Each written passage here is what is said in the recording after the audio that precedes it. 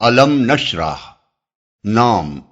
پہلے ہی فقرے کو اس سورہ کا نام قرار دیا گیا ہے۔ زمانہ نزول،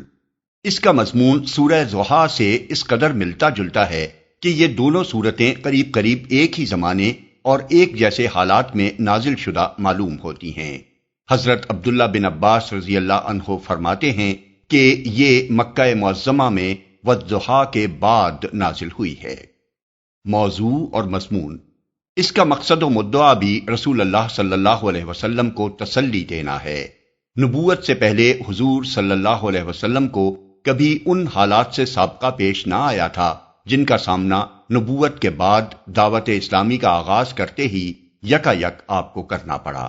یہ خود آپ کی زندگی میں ایک انقلاب عظیم تھا جس کا کوئی اندازہ آپ کو قبل نبوت کی زندگی میں نہ تھا۔ اسلام کی تبلیغ آپ نے کیا شروع کی کہ دیکھتے دیکھتے وہی معاشرہ آپ کا دشمن ہو گیا جس میں آپ پہلے بڑی عزت کی نگاہ سے دیکھے جاتے تھے۔ وہی رشتہ دار، دوست، اہل قبیلہ اور اہل محلہ آپ کو گالیاں دینے لگے جو پہلے آپ کو ہاتھوں ہاتھ لیتے تھے۔ مکہ میں کوئی آپ کی بات سننے کا روادار نہ تھا۔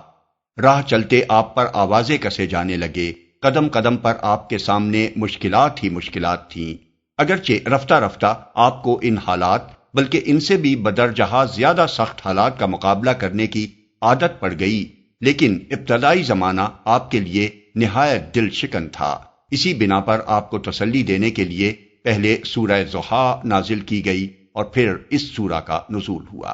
اس میں اللہ تعالیٰ نے سب سے پہلے آپ کو بتایا ہے کہ ہم نے آپ کو 3 بہت بڑی نعمتیں عطا کی ہیں جن کی موجودگی میں کوئی وجہ نہیں کہ آپ دل شکستہ ہوں۔ ایک شرح صدر کی نعمت، دوسری یہ نعمت کہ آپ کے اوپر سے ہم نے وہ بھاری بوجھ اتار دیا جو نبوت سے پہلے آپ کی کمر توڑے ڈال رہا تھا، تیسری رفع ذکر کی نعمت جو آپ سے بڑھ کر تو درکنار آپ کے برابر بھی کبھی کسی بندے کو نہیں دی گئی۔ آگے چل کر ہم نے اپنے حواشی میں وضاحت کر دی ہے کہ ان تینوں نعمتوں سے مراد کیا ہے اور یہ کتنی بڑی نعمتیں ہیں۔ اس کے بعد رب کائنات اپنے بندے اور رسول صلی اللہ علیہ وسلم کو یہ اطمینان دلاتا ہے کہ مشکلات کا یہ دور جس سے آپ کو سابقہ پیش آ رہا ہے کوئی بہت لمبا دور نہیں ہے، بلکہ اس تنگی کے ساتھ ہی ساتھ فراخی کا دور بھی لگا چلا آ رہا ہے۔ یہ وہی بات ہے جو سورہ ضحیٰ میں اس طرح فرمائی گئی تھی کہ آپ کے لیے ہر بات کا دور پہلے دور سے بہتر ہوگا اور عنقریب آپ کا رب آپ کو وہ کچھ دے گا جس سے آپ کا دل خوش ہو جائے گا۔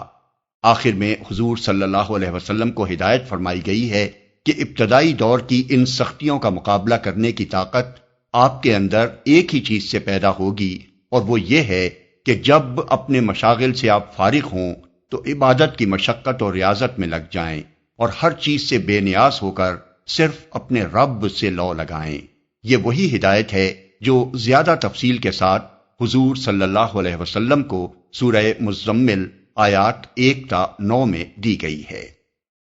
بسم اللہ الرحمن الرحیم۔ شروع اللہ کے نام سے جو رحمان و رحیم ہے۔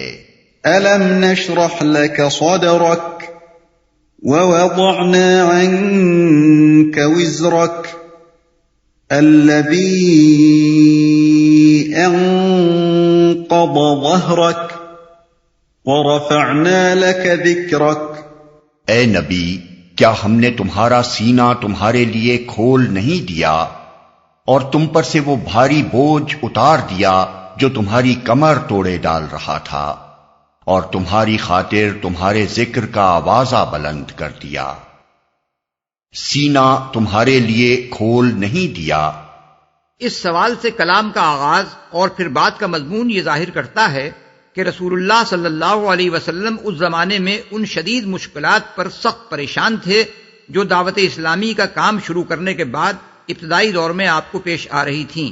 ان حالات میں اللہ تعالیٰ نے آپ کو مخاطب کر کے تسلی دیتے ہوئے فرمایا کہ اے نبی صلی اللہ علیہ وسلم، کیا ہم نے یہ اور یہ عنایات تم پر نہیں کی ہیں؟ پھر ان ابتدائی مشکلات پر تم پریشان کیوں ہوتے ہو؟ سینہ کھولنے کا لفظ قرآن مجید میں جن مواقع پر آیا ہے ان پر نگاہ ڈالنے سے معلوم ہوتا ہے کہ اس کے 2 معنی ہیں۔ نمبر 1، سورہ انعام آیت 125 میں فرمایا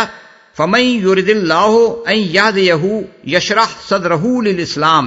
یعنی پس جس شخص کو اللہ تعالیٰ ہدایت بخشنے کا ارادہ فرماتا ہے اس کا سینہ اسلام کے لیے کھول دیتا ہے۔ اور سورہ زمر آیت 22 میں فرمایا افمن شرح اللہ صدرہ للاسلام فہو علی نور من ربہ، یعنی تو کیا وہ شخص جس کا سینہ اللہ نے اسلام کے لیے کھول دیا ہو پھر وہ اپنے رب کی طرف سے ایک روشنی پر چل رہا ہو۔ ان دونوں مقامات پر شرح صدر سے مراد ہر قسم کے ذہنی خلجان اور تردد سے پاک ہو کر اس بات پر پوری طرح مطمئن ہو جانا ہے کہ اسلام کا راستہ ہی برحق ہے، اور وہی عقائد، وہی اصول اخلاق و تہذیب و تمدن اور وہی احکام و ہدایات بالکل صحیح ہیں جو اسلام نے انسان کو دیے ہیں۔ 2 سورہ شعراء آیت 12-13 میں ذکر آیا ہے کہ حضرت موسیٰ علیہ السلام کو جب اللہ تعالیٰ نبوت کے منصب عظیم پر مامور کر کے فرعون اور اس کی عظیم سلطنت سے جا ٹکرانے کا حکم دے رہا تھا تو انہوں نے عرض کیا رب انی اخاف ان یکذبون ویضیق صدری، یعنی میرے رب میں ڈرتا ہوں کہ وہ لوگ مجھے جھٹلا دیں گے اور میرا سینہ تنگ ہو رہا ہے۔ اور سورہ طٰہٰ آیات 25 اور 26 میں بیان کیا گیا ہے کہ اسی موقع پر حضرت موسیٰ علیہ السلام نے اللہ تعالیٰ سے دعا مانگی کہ رب اشرح لی صدری ویسر لی امری، یعنی میرے رب میرا سینہ میرے لیے کھول دے اور میرا کام میرے لیے آسان کر دے۔ یہاں سینے کی تنگی سے مراد یہ ہے کہ نبوت جیسے کار عظیم کا بار سنبھالنے اور تنہا کفر کی ایک جابر و قاہر طاقت سے ٹکر لینے کی آدمی کو ہمت نہ پڑ رہی ہو، اور شرح صدر سے مراد یہ ہے کہ آدمی کا حوصلہ بلند ہو جائے کسی بڑی سے بڑی مہم پر جانے اور کسی سخت سے سخت کام کو انجام دینے میں بھی اسے تأمل نہ ہو، اور نبوت کی عظیم ذمہ داریاں سنبھالنے کی اس میں ہمت پیدا ہو جائے۔ غور کیا جائے تو محسوس ہوتا ہے کہ اس آیت میں رسول اللہ صلی اللہ علیہ وسلم کا سینہ کھول دینے سے یہ دونوں معنی مراد ہیں۔ پہلے معنی کے لحاظ سے اس کا مطلب یہ ہے کہ نبوت سے پہلے رسول اللہ صلی اللہ علیہ وسلم مشرکین عرب، نصارہ، یہود، مجوس سب کے مذہب کو غلط سمجھتے تھے اور اس حنیفیت پر بھی مطمئن نہ تھے جو عرب کے بعض قائلین توحید میں پائی جاتی تھی، کیونکہ یہ ایک مبہم عقیدہ تھا جس میں راہ راست کی کوئی تفصیل نہ ملتی تھی۔ اس کی تشریح ہم تفہیم القرآن جلد 4 سورہ السجدہ میں کر چکے ہیں۔ لیکن آپ کو چونکہ خود یہ معلوم نہ تھا کہ راہ راست کیا ہے، اس لیے آپ سخت ذہنی خلجان میں مبتلا تھے۔ نبوت عطا کر کے اللہ تعالیٰ نے آپ کے اس خلجان کو دور کر دیا اور وہ راہ راست کھول کر آپ کے سامنے رکھ دی، جس سے آپ کو کامل اطمینان قلب حاصل ہو گیا۔ دوسرے معنی کے لحاظ سے اس کا مطلب یہ ہے کہ نبوت عطا کرنے کے ساتھ اللہ تعالیٰ نے آپ کو وہ حوصلہ، وہ ہمت، وہ اولو العزمی اور وہ وسعت قلب عطا فرما دی جو اس منصب عظیم کی ذمہ داریاں سنبھالنے کے لیے درکار تھی۔ آپ اس وسیع علم کے حامل ہو گئے جو آپ کے سوا کسی انسان کے ذہن میں سما نہ سکتا تھا۔ آپ کو وہ حکمت نصیب ہو گئی جو بڑے سے بڑے بگاڑ کو دور کرنے اور سنوار دینے کی اہلیت رکھتی تھی۔ آپ اس قابل ہو گئے کہ جاہلیت میں مستغرق اور جہالت کے اعتبار سے انتہائی اکھڑ معاشرے میں کسی سر و سامان اور ظاہراً کسی پشت پناہ طاقت کی مدد کے بغیر اسلام کے علمبردار بن کر کھڑے ہو جائیں، مخالفت اور دشمنی کے کسی بڑے سے بڑے طوفان کا مقابلہ کرنے سے نہ ہچکچائیں، اس راہ میں جو تکلیفیں اور مصیبتیں بھی پیش آئیں ان کو صبر کے ساتھ برداشت کر لیں اور کوئی طاقت آپ کو اپنے موقف سے نہ ہٹا سکے۔ یہ شرح صدر کی بیش بہا دولت جب اللہ نے آپ کو عطا کر دی ہے تو آپ ان مشکلات پر دل گرفتہ کیوں ہوتے ہیں جو آغاز کار کے اس مرحلے میں پیش آ رہی ہیں؟ بعض مفسرین نے شرح صدر کو شق صدر کے معنی میں لیا ہے اور اس آیت کو اس معجزہ شق صدر کا ثبوت قرار دیا ہے جو احادیث کی روایات میں بیان ہوا ہے۔ لیکن حقیقت یہ ہے کہ اس معجزے کے ثبوت کا مدار احادیث کی روایات ہی پر ہے، قرآن سے اس کو ثابت کرنے کی کوشش صحیح نہیں ہے۔ عربی زبان کے لحاظ سے شرح صدر کو کسی طرح بھی شق صدر کے معنی میں نہیں لیا جا سکتا۔ علامہ آلوسی روح المعانی میں فرماتے ہیں کہ حمل الشرح فی الآیت علی شق الصدر ضعیف عند المحققین،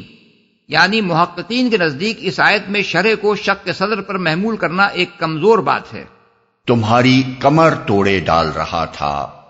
مفسرین میں سے بعض نے اس کا مطلب یہ لیا ہے کہ نبوت سے پہلے ایام جاہلیت میں نبی صلی اللہ علیہ وسلم سے کچھ قصور ایسے ہو گئے تھے جن کی فکر آپ کو سخت گراں گزر رہی تھی، اور یہ آیت نازل کر کے اللہ تعالیٰ نے آپ کو مطمئن کر دیا کہ آپ کے وہ قصور ہم نے معاف کر دیے۔ لیکن ہمارے نزدیک یہ معنی لینا سخت غلطی ہے۔ اول تو لفظ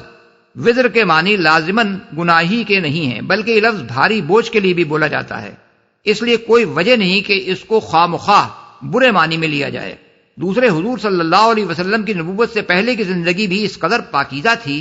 کہ قرآن میں مخالفین کے سامنے اس کو ایک چیلنج کے طور پر پیش کیا گیا تھا۔ چنانچہ نبی صلی اللہ علیہ وسلم سے کفار کو مخاطب کر کے یہ کہلوایا گیا کہ فقط لبثت فیکم عمرا من قبلی، یعنی میں اس قرآن کو پیش کرنے سے پہلے تمہارے درمیان ایک عمر گزار چکا ہوں، سورہ یونس آیت 16۔ اور حضور صلی اللہ علیہ وسلم اس کردار کے انسان بھی نہ تھے کہ لوگوں سے چھپ کر آپ نے کوئی گناہ کیا ہو، معاذ اللہ۔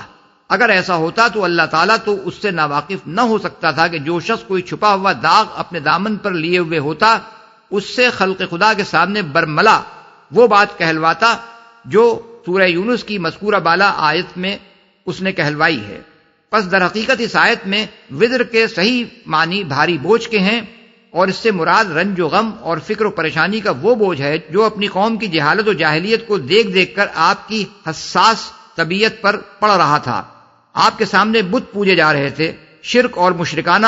اوہام و رسوم کا بازار گرم تھا، اخلاق کی گندگی اور بے حیائی ہر طرف پھیلی ہوئی تھی، معاشرت میں ظلم اور معاملات میں فساد عام تھا، زورداروں کی زیادتیوں سے بے زور پس رہے تھے، لڑکیاں زندہ دفن کی جا رہی تھیں، قبیلوں پر قبیلے چھاپے مار رہے تھے، اور بعض اوقات 100 برس تک انتقامی لڑائیوں کا سلسلہ چلتا رہتا تھا۔ کسی کی جان، مال اور آبرو محفوظ نہ تھی جب تک کہ اس کی پشت پر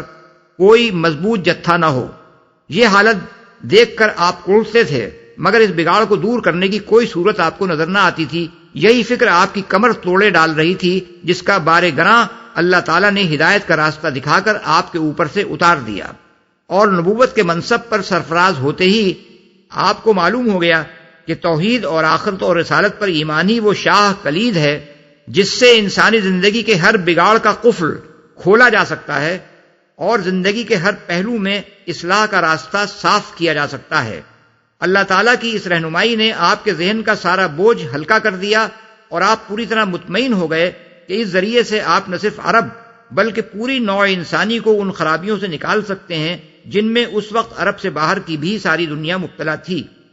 آوازہ بلند کر دیا۔ یہ بات اس زمانے میں فرمائی گئی تھی جب کوئی شخص یہ سوچ بھی نہ سکتا تھا کہ جس فرد فرید کے ساتھ گنتی کے چند آدمی ہیں اور وہ بھی صرف شہر مکہ تک محدود ہیں، اس کا آوازہ دنیا بھر میں کیسے بلند ہوگا اور کیسی ناموری اس کو حاصل ہوگی۔ لیکن اللہ تعالیٰ نے ان حالات میں اپنے رسول صلی اللہ علیہ وسلم کو یہ خوشخبری سنائی اور پھر عجیب طریقے سے اس کو پورا کیا۔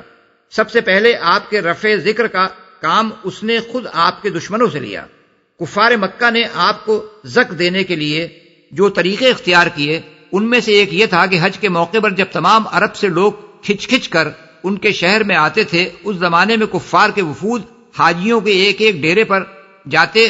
اور لوگوں کو خبردار کرتے کہ یہاں ایک خطرناک شخص محمد صلی اللہ علیہ وسلم نامی ہے جو لوگوں پر ایسا جادو کرتا ہے کہ باپ بیٹے، بھائی بھائی اور شوہر اور بیوی میں جدائی پڑ جاتی ہے، اس لیے ذرا اس سے بچ کر رہنا۔ یہی باتیں وہ ان سب لوگوں سے بھی کہتے تھے جو حج کے سوا دوسرے دنوں میں زیارت یا کسی کاروبار کے سلسلے میں مکہ آتے تھے۔ اس طرح اگرچہ وہ حضور صلی اللہ علیہ وسلم کو بدنام کر رہے تھے، لیکن اس کا نتیجہ یہ ہوا کہ عرب کے گوشے گوشے میں آپ کا نام پہنچ گیا، اور مکے کے گوشے گمنامی سے نکال کر خود دشمنوں نے آپ کو تمام ملک کے قبائل سے متعارف کرا دیا۔ اس کے بعد یہ بالکل فطری امر تھا کہ لوگ یہ معلوم کریں کہ وہ شخص ہے کون، کیا کہتا ہے، کیسا آدمی ہے، اس کے جادو سے متاثر ہونے والے کون لوگ ہیں اور ان پر اس کے جادو کا آخر کیا اثر پڑا ہے۔ کفار مکہ کا پروپیگنڈا جتنا جتنا بڑھتا چلا گیا، لوگوں میں یہ جستجو بھی بڑھتی چلی گئی۔ پھر جب اس جستجو کے نتیجے میں لوگوں کو آپ کے اخلاق اور آپ کی سیرت و کردار کا حال معلوم ہوا، جب لوگوں نے قرآن سنا اور انہیں پتہ چلا کہ وہ تعلیمات کیا ہیں جو آپ پیش فرما رہے ہیں، اور جب دیکھنے والوں نے یہ دیکھا کہ جس چیز کو جادو کہا جا رہا ہے اس سے متاثر ہونے والوں کی زندگیاں عرب کے عام لوگوں کی زندگیوں سے کس قدر مختلف ہو گئی ہیں،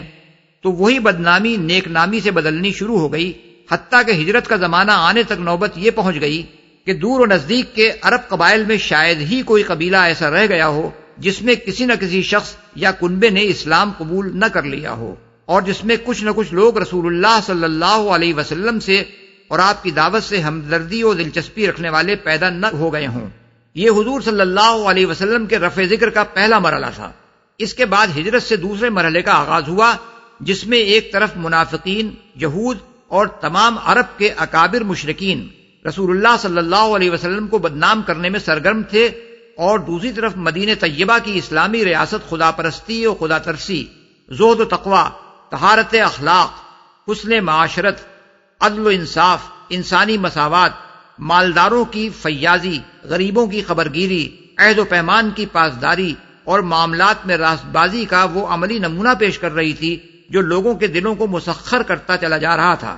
دشمنوں نے جنگ کے ذریعے سے حضور صلی اللہ علیہ وسلم کے اس بڑھتے ہوئے اثر کو مٹانے کی کوشش کی، مگر آپ کی قیادت میں اہل ایمان کی جو جماعت تیار ہوئی تھی، اس نے اپنے نظم و ضبط، اپنی شجاعت، اپنی موت سے بے خوفی اور حالت جنگ تک میں اخلاقی حدود کی پابندی سے اپنی برتری اس طرح ثابت کر دی کہ سارے عرب نے ان کا لوہا مان لیا۔ 10 سال کے اندر حضور صلی اللہ علیہ وسلم کا رفع ذکر اس طرح ہوا